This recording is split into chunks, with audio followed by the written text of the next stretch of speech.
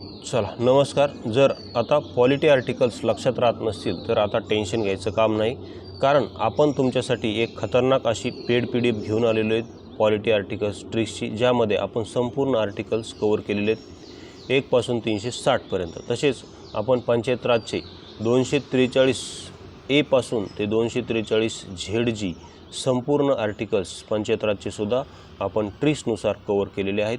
हे संपूर्ण PDF तुम्हाला या नंबरवर संपर्क करून मिळून जाईल. तसेच आपल्याकडे सायन्स, इंग्लिश, वोकॅब संपूर्ण ट्रिक्सचं पेड PDF बनवले आहेत. तुम्ही फक्त नंबरवर संपर्क करून संपूर्ण डिटेल माहिती घेऊ शकता. आता मी तुम्हाला काही डेमो दाखवतो. तर डेमो पहा. कलम 25. कलम 25 काय आहे? तर कलम 25 आहे कोणत्याही धर्माचे आचरण आणि प्रचार करण्याचे स्वातंत्र्य हे कलम 25ने आपल्याला दिलेले आहे. तर याची ट्रिक्स कशी लक्षात ठेवायची? याला ट्रिक्सनुसार असं लक्षात ठेवायचं की ट्रिक्स अशी आहे की वाय फॉर यहुदी धर्माचे आचरण आणि प्रचार करण्याचे स्वातंत्र्य असं आपण समजू. बिकॉज ABCDनुसार यहुदीचा जो वाय आहे तो ABCDनुसार किती नंबरला येतो? 25 नंबरला येतो. म्हणून आपल्याला इथे असं त्याला लक्षात ठेवायचे आहे की वाय फॉर यहुदी धर्माचे आचरण आणि प्रचार करण्याचे स्वातंत्र्य. कारण यहुदीचा वाय हा ABCDनुसार किती नंबरला येतो? तर 25 नंबरला येतो. म्हणून आपण यहुदी धर्म इथे ट्रिक्ससाठी गृहीत धरलेला आहे. बाकी आपल्याला त्या धर्मावरून काही घेणदेण नाही. फक्त आपल्याला इथे तो आपल्याला कलम 25 लक्षात ठेवायचा आहे. म्हणून तो आपल्याला आपल्या ट्रिक्ससाठी त्याला तात्पुरतं गृहीत धरायचं आहे. कारण यावरून आपल्याला 2 आर्टिकल्स लक्षात राहणार आहेत. एक तर हे 25 झालं. आता 325 व्हा. 325 पण त्यावरूनच आपल्याला लक्षात ठेवायचं आहे. तर कलम 325 काय आहे? तर कलम 325 आहे की केवळ धर्म, वंश आणि जात या कारणावरून एखाद्याला मतदान यादीतून हटवले जाणार नाही. अशी ही ट्रिक्स आहे. केवळ धर्म, वंश, जात या कारणावरून एखाद्याला मतदान यादीतून हटवले जाणार नाही. मग याची पण ट्रिक्स अशीच आहे की वाय फॉर एखादा व्यक्ती हा केवळ यहुदी धर्माचा आहे म्हणून त्याला मतदान यादीतून वगळले जाणार नाही. एखादा व्यक्ती केवळ यहुदी धर्माचा आहे म्हणून त्याला मतदान यादीतून वगळले जाईल का? तर नाही. एखादा व्यक्ती यहुदी धर्माचा आहे म्हणून त्याला मतदान यादीतून वगळले जाणार नाही. हे इथे लक्षात घ्या. कारण इथे पण 325 मध्ये काय आहे? शेवटी 25 आहे. तर हे पण असं लक्षात ठेवू शकता. आता आणखी काही डेमो दाखवतो. हां, तर इथे पाहू शकता कलम 52. कलम 52 काय आहे की भारतासाठी एक राष्ट्रपती असेल अशी इथे ट्रिक्स केलेली आहे. कलम 52 नुसार काय ट्रिक्स केलेली आहे की भारतासाठी एक राष्ट्रपती असेल. तर याची ट्रिक्स अशी लक्षात ठेवा की 52 नुसार भारतासाठी एक ब्राह्मण समाजाचा व्यक्ती हा राष्ट्रपती असेल अशी आपली ट्रिक्स आहे. ट्रिक्स काय आहे की 52 नुसार भारतासाठी एक ब्राह्मण समाजाचा व्यक्ती हा राष्ट्रपती असेल अशी आपली ट्रिक्स आहे. 52 नुसार भारतासाठी ब्राह्मण समाजाचा व्यक्ती हा राष्ट्रपती असेल अशी काय आहे? आपली ट्रिक्स आहे. मग ब्राह्मणच का म्हणलं? जसं आपण तिकडे यहुदी धर्म म्हटलं होतं तसं इथं ब्राह्मण म्हणायचं. त्याचं कारण असं आहे की 52 आणि हे ब्राह्मण या 2 शब्दाचा काय होतो? यमक जुळतो. 52 आणि ब्राह्मण या 2 शब्दाचा इथे काय होतो? तर येथे यमक जुळतो. हे येथे लक्षात घ्या.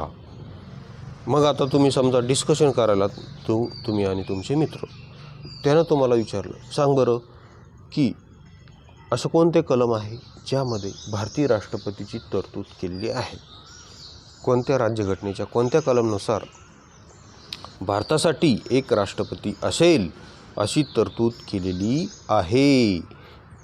तर तुम्ही त्याला डायरेक्ट सांगायचं. त्याला कलम नाही सांगायचं. त्याला म्हणायचं, भावा भारतासाठी एक ब्राह्मण राष्ट्रपती असेल अशी तरतूद केलेली आहे. भारतासाठी एक ब्राह्मण राष्ट्रपती असेल अशी तरतूद केलेली आहे असं त्याला सांगा. मग तो एकदम बुचकळ्यात पडला पाहिजे. तो म्हणला पाहिजे, यार मी तुला आर्टिकल्स विचारतोय आणि तू असं काय म्हणतोय की भारतासाठी एक ब्राह्मण समाजाचा व्यक्ती राष्ट्रपती असेल.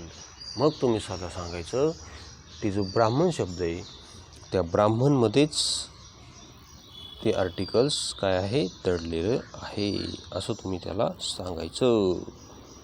ओके. कारण ब्राह्मण 52 आणि त्याला 52 वेळेस जप करायला म्हणायचं, जप कर म्हणायचं.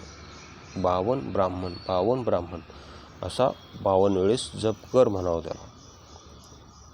त्यानंतर कलम 57 आहे, राष्ट्रपती परत कितीही वेळेस निवडणूक लढवू शकतात.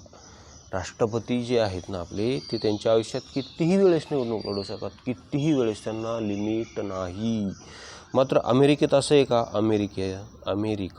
अमेरिकेत असं नाही. अमेरिकन जो राष्ट्राध्यक्ष असतो तो त्यांच्या आयुष्यात फक्त 2 वेळेस निवडणूक लढवू शकतो. किती? फक्त 2 वेळेस. मात्र भारतीय राष्ट्रपती कितीही वेळेस निवडणूक लढवू शकतात.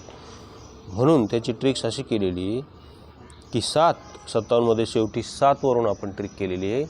7 म्हणजे भारतीय स्त्रिया म्हणतात की मला 7 जन्म आणि जन्मोजन्म एकच पती पाहिजे. मग तो बेवडा असो, तो त्यांना मारणारा असो, तो पिदडा असो, तो नालीत पाडणारा असो, तरी पण ज्या वेळेस वडाला अशा 7 फेऱ्या मारतात त्यावेळेस म्हणतात की मला 7 जन्म आणि जन्मोजन्म हाच पती पाहिजे. म्हणून आपण भारतीय स्त्रियांवरून ही ट्रिक्स केलेली आहे. पती म्हणजे राष्ट्रपती इथे लक्षात घ्या. ओके, तर अशा प्रकारे आपल्या ट्रिक्स आहे संपूर्ण. आवडत असतील तर जास्त विचार न करता ही पेड PDF परचेस करा. कारण आपले असेही 100-150 रुपये कुठेही खर्च होतात, त्यामुळे जास्त विचार करायची गरज नाही. तुम्ही संपर्क करून ती पेड PDF परचेस करू शकता. अत्यंत रिजनेबल दरामध्ये ती ठेवलेली आहे.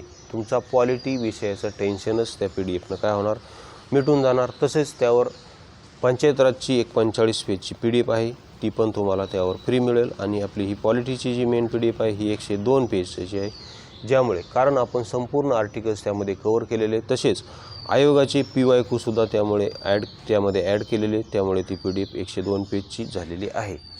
परिपूर्ण अशी PDF आहे. एकही आर्टिकल्स आपण सोडलेले नाही, त्यामुळे तुम्ही ती PDF परचेस करू शकता. खूप फायदा होईल, खूप म्हणजे खूप, लक्षात घ्या.